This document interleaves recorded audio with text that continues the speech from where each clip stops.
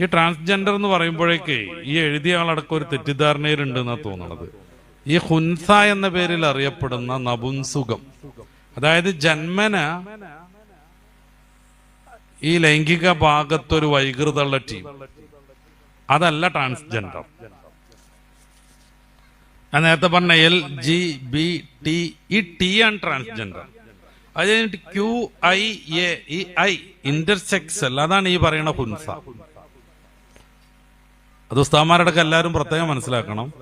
Transgender എന്ന് പറഞ്ഞാൽ ആണായി ജനിച്ച് ആണായി വളർന്ന് ഇടയ്ക്ക് വെച്ച് പെണ്ണാണെന്ന് തോന്നിയിട്ട് കൃത്രിമ മാർഗത്തിൽ ലൈംഗിക ഭാഗങ്ങളൊക്കെ മുറിച്ച് 12-13 സർജറി നടത്തണം. 40 ലക്ഷത്തിൽ ചില്ലാൻ രൂപ ചെലവ് വരും. ഒരു 2 വർഷം മുന്നേ ഹോർമോൺ ട്രീറ്റ്മെന്റ് തുടങ്ങണം. പിന്നെ മരിക്കോളം ഹോർമോൺ ട്രീറ്റ്മെന്റ് നടത്തിക്കൊണ്ടിരിക്കണം. അങ്ങനെ ആരോഗ്യമുള്ള ഒരു ചെറുപ്പക്കാരൻ ട്രാൻസ് വുമണായിട്ട് നിത്യരോഗിയായി മാറുന്നതാണ് ട്രാൻസ്ജെൻഡർ. അതേപ്രകാരം പെണ്ണുങ്ങൾ ആണുങ്ങളായി മാറും. ഒരിക്കലും 100% ഒരു പെണ്ണിന് ആണാവാനോ ഒരാണിന് പെണ്ണാവാനോ പറ്റൂല. കാരണം പിതാവിന്റെ Y ക്രോമോസോമും മാതാവിന്റെ X ക്രോമോസോമും ചേരുമ്പോഴാണ് ആൺകുട്ടി ജനിക്കുക. ഓരോ കോശവും ആണായിരിക്കും. നേരെ മറിച്ച് പിതാവിന്റെ Xും മാതാവിന്റെ Xും ചേരുമ്പോഴാണ് പെൺകുട്ടി ജനിക്കുക. ആ പെൺകുട്ടിയുടെ ഓരോ കോശവും പെണ്ണായിരിക്കും. അപ്പൊ പ്രകടമായി കാണുന്ന ലൈംഗിക ഭാഗങ്ങൾ, സെക്സ് എന്ന് പറയുന്ന ആ സാധനം, നമ്മുടെ ഈ ഡിസ്ചാർജിനുള്ള ഓർഗൻസ്, മൂത്രയിക്കാനും വിസർജനം നടത്താനുള്ള സാധനങ്ങൾ, ഇത് കട്ട് ചെയ്തിട്ടോ അല്ലെങ്കിൽ വേറൊന്ന് തുന്നിപ്പിടിപ്പിച്ചതുകൊണ്ടോ, അതേപ്രകാരം പെൺകുട്ടി സ്തനം മുറിച്ചിട്ടതുകൊണ്ടോ, ആണ് സിൽക്കനും മറ്റൊക്കെ കുത്തിവെച്ചിട്ട് സ്തനഭാഗം വളർത്തിക്കൊണ്ടുവന്നുകൊണ്ടോ ഒരിക്കലും പെണ്ണാണാവൂല, ആണ് പെണ്ണാവൂല. ഈ പരിപാടി പറ്റൂല എന്ന് ഇസ്ലാം പറയണ്. അത് ചെയ്ത് ജീവിച്ചൊരാള് തെറ്റ് ചെയ്ത് ജീവിക്കുന്നു. അയാൾ മരിച്ചാൽ സാധാരണ തെറ്റ് ചെയ്ത ആളുകൾക്കൊക്കെ ഉണ്ടാവുന്നത് പോലെ വിചാരണ ഉണ്ടാവും. ഞാൻ അത് കേട്ടെ. സാധാരണ തെറ്റ് ചെയ്ത് മരിച്ച ഒരാൾക്ക് ഉണ്ടാവുന്ന വിചാരണ അയാൾക്കും ഉണ്ടാവും.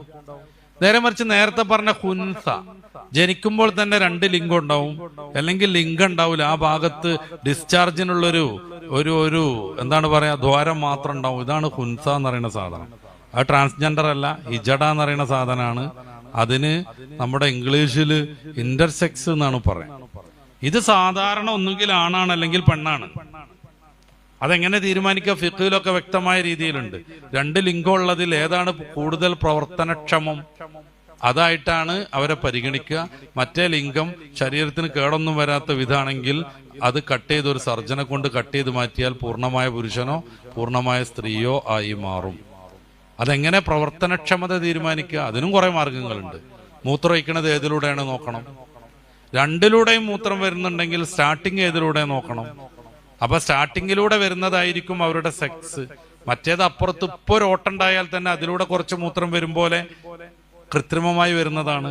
അപ്പൊ ആ ഭാഗം അടക്കണം, മറ്റേത് ഉഷാറാവും. അപ്പോ 2ലും ഒരേപോലെ സ്റ്റാർട്ടിങ് എന്നുണ്ടെങ്കിൽ ഏതാണ് അവസാനം നിൽക്കുന്നത് നോക്കും. 2ലും നിൽക്കുന്നത് ഒരേ പ്രകാരമാണെന്നുണ്ടെങ്കിലാണ് ഹുൻസൽ മുഷ്കിൽ, സംശയാസ്പൃതമായ ഹുൻസ എന്ന പേരിൽ വരിക. അവരെ പിന്നെ അവരുടെ ഏകദേശം ലൈംഗിക പക്വതക്ക് വന്നിട്ട് അവർക്ക് ഏത് ലിംഗത്തോടാണോ ലൈംഗിക ചായ്വ് എന്നുള്ളത് നോക്കണം. അവർ ആൺകുട്ടിയോടൊക്കെയാണ് നല്ല ചായ്വെങ്കിൽ ഈ സാധനം പെണ്ണാന്ന് മനസ്സിലാവും. അല്ല, ഒരു പെൺകുട്ടിയെ കാണുമ്പോഴാണ് ഇങ്ങനത്തെ ഒരു ഹുൻസക്ക് ലൈംഗികമായ ഉത്തേജനം വരുന്നതെങ്കിൽ ആള് ആണാന്ന് മനസ്സിലാക്കപ്പെടും. ഒന്നുകിൽ ആണാണ് അല്ലെങ്കിൽ പെണ്ണാണ്. അവർക്ക് സാധാരണ നമ്മളൊക്കെ ജീവിക്കണ അതേ ജീവിതമാണ്. വളരെ അപൂർവമായിട്ട് മാത്രമാണ് അങ്ങനത്തെ ജന്മങ്ങൾ ഉണ്ടാകുക. അവരെ സർജറി നടത്താൻ ഇസ്ലാം അനുവദിക്കുകയും ചെയ്യും. അപ്പൊ എന്താ ട്രാൻസ്ജെൻഡറിനെ സർജറി നടത്താത്തത്? അവിടെ പ്രശ്നം മെന്റലി പ്രോബ്ലം ആണ്, ഇവിടെ പ്രശ്നം ബയോളജിക്കൽ പ്രോബ്ലം ആണ്. ബയോളജിക്കൽ പ്രശ്നം എന്ന് പറഞ്ഞാൽ അവർക്ക് ഫിസിക്കലി ഉള്ളൊരു പ്രശ്നമാണ്.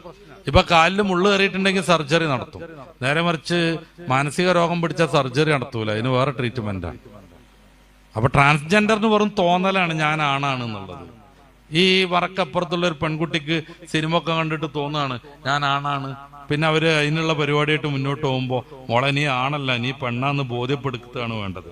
അതിന് ചിലപ്പോൾ സൈക്കോളജി നല്ല സൈക്കാട്രിസ്റ്റിനെ കാണിക്കേണ്ടി വരും, ചിലപ്പോ മെഡിസിൻ യൂസ് ചെയ്യേണ്ടി വരും. അല്ല, എന്റെ ഇഷ്ടത്തിന് നടന്നോ ഈ ഞാണായിക്കോന്ന് പറഞ്ഞാൽ കുറച്ച് കഴിഞ്ഞിട്ട് അവൾക്ക് പിന്നെയും പെണ്ണാൻ വിചാരിച്ചാൽ എന്താ ചെയ്യാം? ഇത് മനസ്സിന്റെ തോന്നലല്ലേ? ഒരാണിന് പെണ്ണാകാൻ തോന്നി, അവന്റെ വൃഷ്ണവും അവന്റെ ലിംഗമൊക്കെ ഛേദിച്ച് കളഞ്ഞ് സിലിക്കണൊക്കെ കുത്തിവെച്ച് അവിടുത്തെ സ്ഥനമൊക്കെ വർദ്ധിപ്പിച്ചു, നിതമ്പൊക്കെ വലുതാക്കി, താടിമീശൊക്കെ ഹോർമോൺ കുത്തി കളഞ്ഞ് കുറച്ച് കഴിഞ്ഞപ്പോ അയാൾക്ക് ഇനി ആണാവണം തോന്നിയാൽ എന്ത് ചെയ്യാൻ പറ്റും? ഒന്നും ചെയ്യാൻ പറ്റൂല. ആണ്, പെണ്ണ്, ട്രാൻസ്ജെൻഡർ ഇങ്ങനെ 3 ലിംഗൊന്നുമല്ല ഇപ്പൊ ഈ ടീം പറയണത്. 60 120 ലിംഗം ഉണ്ട് എന്നാണ്. അങ്ങനെയാണ് കുറെ ആളുകൾക്ക് നായാവാൻ തോന്നുന്നത്. 12 ലക്ഷം ചെലവഴിച്ചാണ് ജപ്പാനിലെ ഒരു ചെങ്ങായിയുടെ നായായത്. ഒരു കൊല്ലം ചാടിച്ചാടി നടന്നു. ഇപ്പൊ പിന്നെയും മനുഷ്യനാവണം അത്ര. ഇനി എന്ത് ചെയ്യാൻ പറ്റും? ഓസ്ട്രേലിയയിലെ ഒരു ചങ്ങാതി അന്യഗ്രഹ ജീവിയായി. നാക്ക് ഇങ്ങനെ ഛേദിച്ച് 2ആക്കി, ചെവി കൂർപ്പിച്ച് ലുട്ടാപ്പിന്റെ പോലെ ആക്കി, ഈ തലയിൽ 2 കൊമ്പ് സർജറി നടത്തി ഫിറ്റ് ചെയ്യിപ്പിച്ചു, ശരീരമാസകലം ചെതുമ്പൽ വെച്ച് പിടിപ്പിച്ചു, വാല് സർജറി ചെയ്ത് വെച്ചു, പിന്നെ ഒക്കെ ടാറ്റു കുത്തി, പലയിടത്തും ഈ തുളച്ചിട്ട് കടുക്കനിട്ടു. സമ്മേളനം നടത്തി, പത്രസമ്മേളനം നടത്തി എന്നെ ആരും ജോലിക്ക് വിളിക്കണില്ല, എനിക്ക് ഭ്രാന്താന്ന് അവര് പറയണത്. ഞങ്ങളെ മലപ്പുറം ഭാഷയിൽ ഭ്രാന്ത് എന്നല്ല പറയണ്ട, മൂച്ചിപ്പിരാന്ത് എന്ന് പറയണം. ഈ ചങ്ങാതിക്ക് ഇനി എങ്ങനെയാണ് നാക്ക് ശരിയാക്കാൻ പറ്റുക? അപ്പോ തോന്നലിനനുസരിച്ച് ശരീരം കണ്ടിക്കരുത് എന്ന് ഇസ്ലാം പറയും.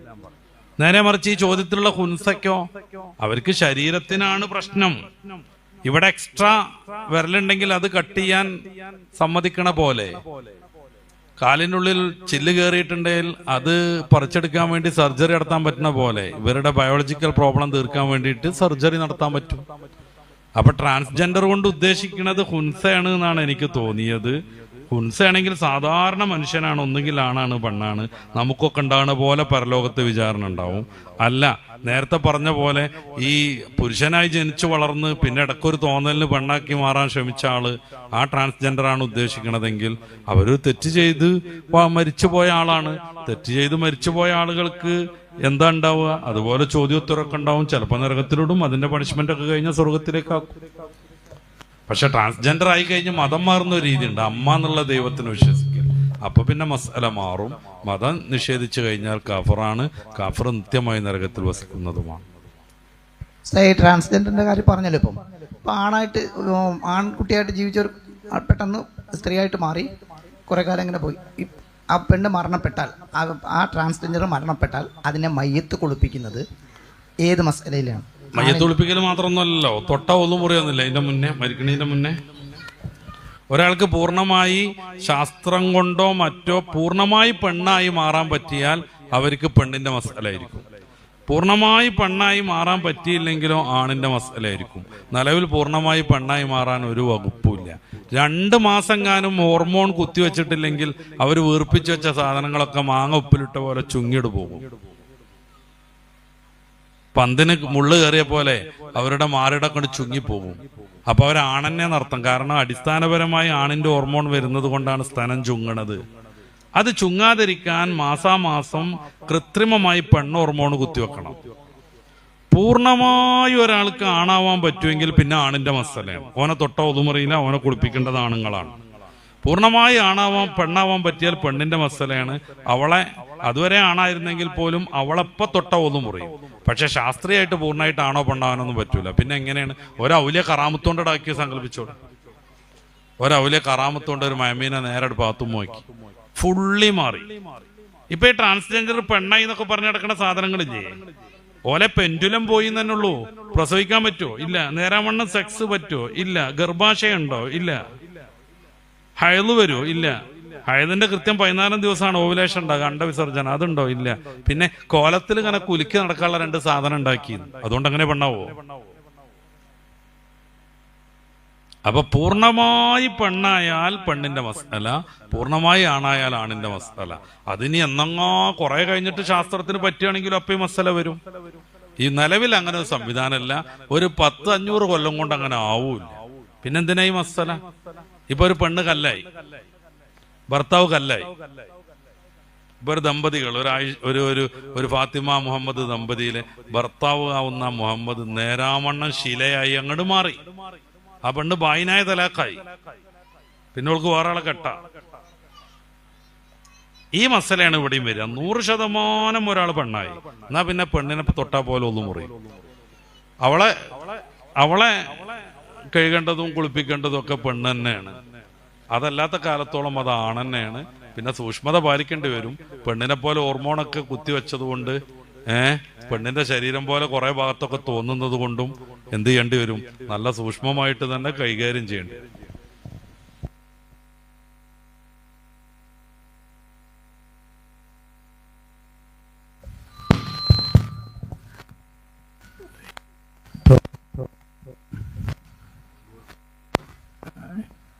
പ്രവാചകന്മാരിൽ അള്ളാഹു ഇസ്മത്ത് എന്ന് പറഞ്ഞൊരു പദവി അവർക്ക് കൊടുത്തിട്ടുണ്ട്. പ്രവാചകന്മാർക്ക് അള്ളാഹു ഇസ്മത്ത് എന്നുള്ള പദവി കൊച്ചിലെ തന്നെ അവരിൽ തെറ്റുകളൊന്നും സംഭവിക്കാത്ത രൂപത്തിൽ അള്ളാഹു അവരെ സംരക്ഷിച്ച് പോരുന്നു എന്ന് പറയും. അത് പിന്നെ ഈ സാധാരണ ജനങ്ങൾ തെറ്റ് ചെയ്യുമ്പോൾ അവരെ ശിക്ഷിക്കുന്നതിൽ പ്രത്യേക ഇതുണ്ടോ? അതെന്തിനാന്ന് വെച്ച് കഴിഞ്ഞാൽ തെറ്റ് ചെയ്യുന്ന ഒരാള് നല്ല കാര്യങ്ങൾ പറയുമ്പോൾ അത് സ്വീകരിക്കാൻ ആളുകൾക്ക് വൈമനസ്സുണ്ടാവും. അതുകൊണ്ടാണ് ഇപ്പോ സ്ഥിരമായി കളവ് നടത്തുന്ന ഒരാൾ കളവ് നടത്തല്ലടാന്ന് പറഞ്ഞാൽ അത് ആളുകൾക്ക് സ്വീകരിക്കാൻ കഴിയില്ല. അതില്ലാതിരിക്കാൻ വേണ്ടിയിട്ട് പ്രവാചകന്മാരെ തെറ്റിൽ നിന്ന് അള്ളാഹു സംരക്ഷിക്കും. കുറച്ചാളുകൾ അള്ളാഹു സ്വർഗത്തിലേക്ക് ഇടുന്ന് തീരുമാനിച്ചാൽ അള്ളാഹുവിന്റെ നീതി മാത്രമല്ലേ അത്. പ്രവാചകന്മാരാരും നരകത്ത് പോവില്ലല്ലോ, അത് ഉറപ്പന്നല്ലേ. പ്രവാചകന്മാരാരും നരകത്ത് പോവില്ല. അതുകൊണ്ട് തന്നെ അവർക്ക് പരീക്ഷണം കൂടുതലായിരിക്കും. കാരണം കൂടുതൽ നിയമത്ത് കിട്ടിയവർക്ക് കൂടുതൽ പരീക്ഷണം ഉണ്ടാവും.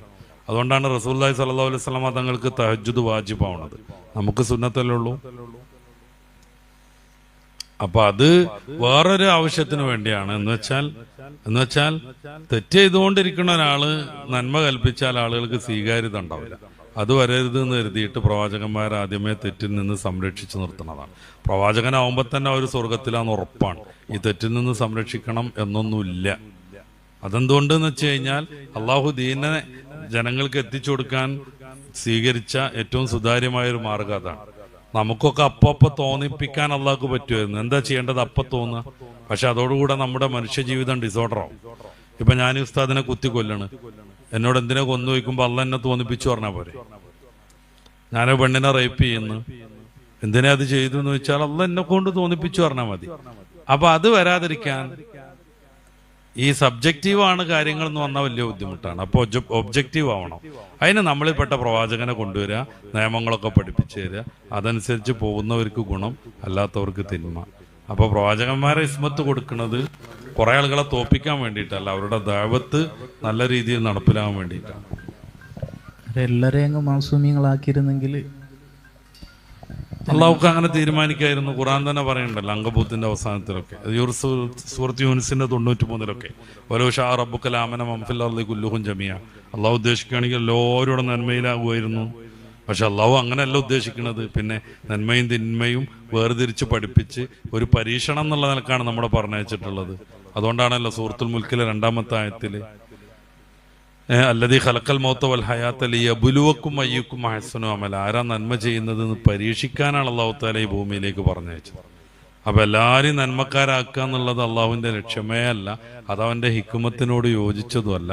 പിന്നെ എന്തുകൊണ്ട് ഇങ്ങനെ സംവിധാനിച്ചു? അള്ളാഹുവിന്റെ തീരുമാനം അതാണ്.